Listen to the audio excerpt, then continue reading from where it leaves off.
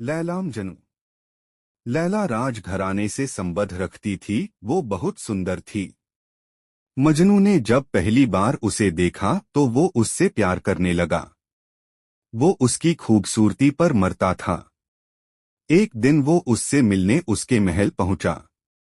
वहां जाकर वो उसके कमरे में गया और अपने जेब से पायल निकलकर उसके खूबसूरत पैरों में पहना दी। उसके बाद उसने उन पैरों को अपने होठों से चूमा।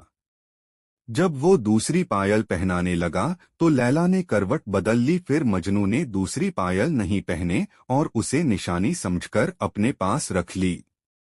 जब सवेरे राजकुमारी लैला उठी तो उसने अपने पैरों में उस पायल को देखा। वो हैरान रह गई।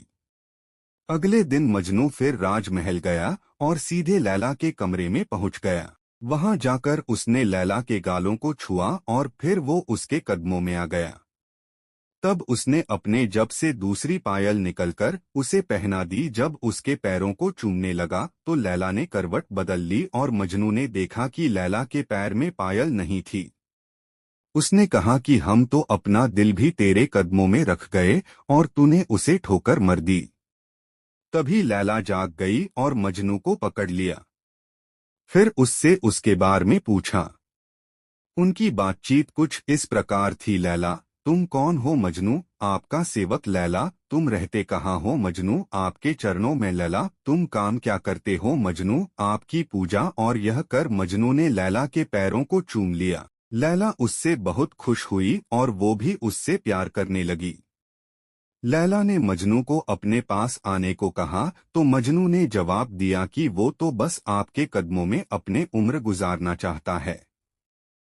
इस प्यार का जब लैला के पिता को पता चला तो वो बहुत नाराज हुए। उन्होंने मजनू को बुलवाया और उससे कहा कि यदि वो चाहे तो वो राजमहल की किसी भी सुंदर से सुंदर दासी को ले जा सकता है, पर लैला को भूलने के बाद।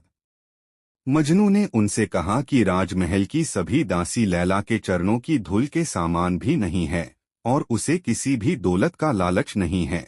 इस पर नाराज होकर लैला के पिता ने मजनू को देश निकला दे दिया और लैला की शादी किसी राजा के साथ कर दी। लैला शादी के बाद अपने पति के साथ इराक चली गई। वो खुश नहीं थी।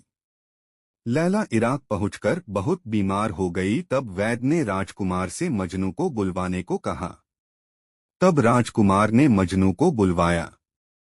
मजनू राजमहल पहुंचकर लैला के कमरे में जाता है। लैला वहां पर सो रही होती है। मजनू लैला के पैरों के पास बैठ जाता है और उन्हें चूमने लगता है। तभी लैला जाग जाती है और उसे उसके कदमों से उठने को कहती है। तब मजनू कहता है कि वो बस अब इन पैरों में ही रहकर इन्हें चूमना चाहता है। तब लैला के बार बार कहने पर मजनू उससे गले मिलता है। तभी वहां पर राजकुमार पहुंच जाता है और वो मजनू को लैला के चरणों में देखकर अचंभे में पड़ जाते हैं और वो उन दोनों को आजाद कर देते हैं। जब लैला और मजनू दोनों वहां से चले आते हैं तो रेगिस्तान में उन पर हमला होता है और लैला वहीं पर मर जाती है। मजनू भी उसके गम में मरने लगता है तो उसे लैला को दिया हुआ वचन याद आता है कि वो उसके कदमों में ही मरेगा। तब वो उसके पैरों के पास जाकर उन्हें चूमता हुआ मर जाता है।